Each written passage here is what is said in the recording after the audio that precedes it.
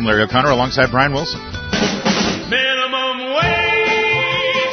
Yeah! Well, there's a lot of talk around the area about raising the minimum wage to $15 an hour. That is, in some quarters, a controversial thing. But let's find out exactly what's going on. One of the persons who is pushing this in Montgomery County is on the line now with us, Montgomery County Councilmember Marc Elrich, a councilmember at large. Good morning to you, sir. Good morning. All right, so why do you think this is a good idea? Because people really can't live on wages that are below $15. You don't make rent. You can't pay for child care. You can't make your basic family needs. And I just firmly believe philosophically that if a human being does a job, a person ought to make at least enough money to meet their basic needs. Have you ever heard of the theory that the economic theory that when something is more expensive, there is less of it?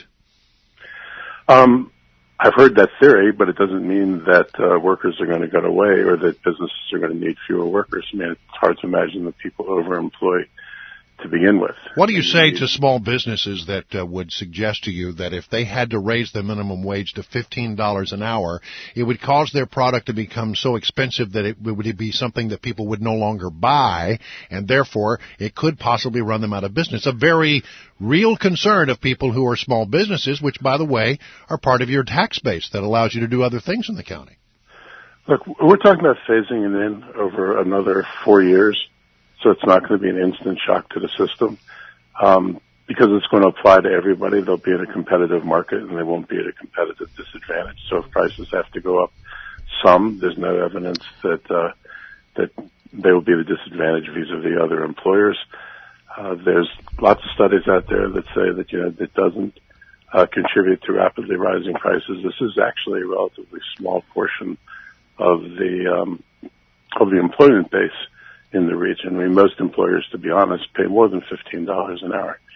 And it still doesn't address the issue of what it takes for a person to live. I mean, I just have a little discomfort with the notion that a person should have a business and expect that they'll be able to have the things they want in life, but the people who work for them somehow will wind up being dependent on welfare. I think conservatives forget that in general.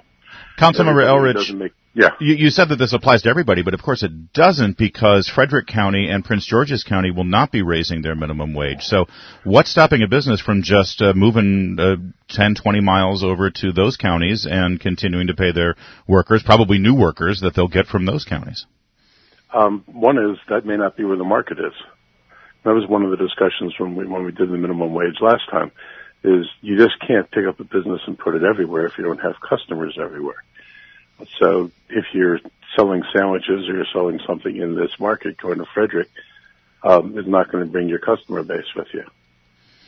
All right. Well, there's probably a new customer base, though, in those markets. But that's not a concern. But if that was I understand. True, the market would have brought forth business in Frederick if that was the case. You may have read this article on April 1st, Lydia DePillis in the Washington Post Wonk blog, who basically made the case that proponents of raising the minimum wage, of which she is one, need to accept the fact that jobs will be lost because of this, but that's not necessarily a bad thing.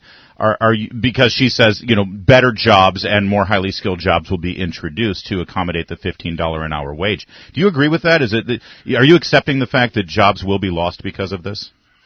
I think jobs need to be done that are out there now, and I really don't think jobs will be lost. I mean, there's other economic studies that say the biggest impact may be a slight slowing in job creation, not so much job loss. I guess, my view is I'm saddled with a lot of employees of employers that all of our jurisdictions pay lots and lots of subsidies for. Basically, you have the government, which conservatives hate, subsidizing the wages of low-income workers. I would like to get to a point where the government has to do less and less subsidy of wages, and I just pay the wages up front. I mean, if you think about it, if I'm going to transfer money to low-income people to make up for the low wages, not only am I transferring the money, but I'm employing a bureaucracy to effect the transfers. I couldn't think of a more inefficient way of redistribution and trying to provide some equity and a safety net. And look, I mean, it's a compassionate thing. Listen to what the governor of California, who, by the way, just signed into law a bill, but listen very carefully to what he had to say as he signed this law into legislation. Economically, minimum wages may not make sense, but morally and socially and politically, they make every sense because it binds the community together and makes sure that parents can take care of their kids. He started by saying something which is true. Economically, it may not make sense. I guess I would dispute that. I mean, there are economists out there. I mean, you can find economists on both sides of this, but you can find legitimate economists who will argue it does make sense. I mean, what they'll tell you is that money in the hands of low-income people is spent immediately. Well, if that's the case, if that's the case, why not make it $30 an hour? Then more money will be in people's hands. Because that is absolutely unrealistic. I'm not trying to provide the highest wage possible. I mean, I'm trying to get people, at least if you work, to meet your basic needs. Wait, but you just made the economic argument that raising the minimum wage will put more money into people's hands and then they will spend it. If that is the principle that you are determining this on, then why not raise it to $30? If $15 an hour is good for the economy, then $30 an hour will be twice as good. I'm not sure it would be. I'm not sure that every business could possibly sustain that. Oh, so there is a breaking point. There's a breaking point there, right? There is a breaking point. You're trying to be balanced here. You're not trying to make it impossible to do business. You're trying to find a place where people aren't dependent on government, where the wages meet the basic needs. You're not trying to just come up with a number which affects something which I don't really need to do. All right. So look, if I have a product out there and I'm charging $5 for it, and because my costs go up, I now have to charge, let's say, $7 for that product. You would agree with me that there are some people who will look at that price and say, that product to me is not worth $7, so I'm not going to buy it, and sales will go down, correct? It's highly unlikely that the minimum wage would affect prices that much. But it will. It really will. Have you ever run a business? Yes. Well, then you know that if you raise the price of your product, you're going to sell less of it. Let me ask you a question then. I don't hear anybody asking me to prevent rent increases on commercial property. I don't have anybody asking me to prevent utility increases. I don't have anybody saying, if you're a sandwich shop, could you prevent the rising price of meat? Could you prevent the rising price of eggs? Businesses accommodate rising prices all the time. The only rising price that they don't want to accommodate is the rising price of labor. So you understand that this will be indeed passed on to consumers. Every consumer in Montgomery County will pay more as a result of this.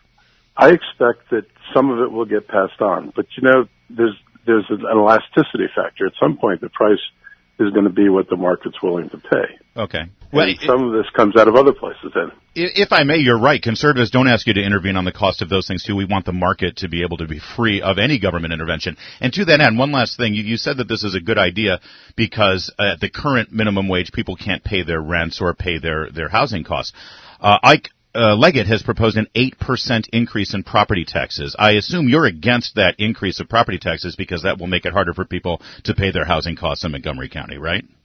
Well, first place, housing costs, that tax is on property tax, which low-income people aren't really owning houses. So you're only concerned about lower-income people having to pay more, not higher-income people? Don't they count, too?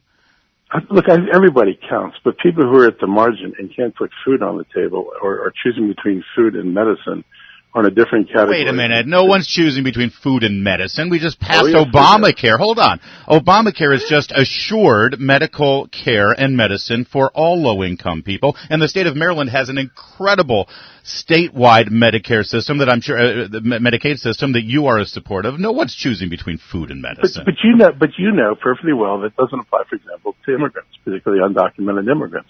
So you're raising the minimum wage for undocumented immigrants? That's the reason you want this? No, that's not the reason why I'm raising it. Well, you just said people are choosing between food and medicine, and the only ones that are choosing between food and medicine are undocumented immigrants. So that's the constituency you're trying to please with this?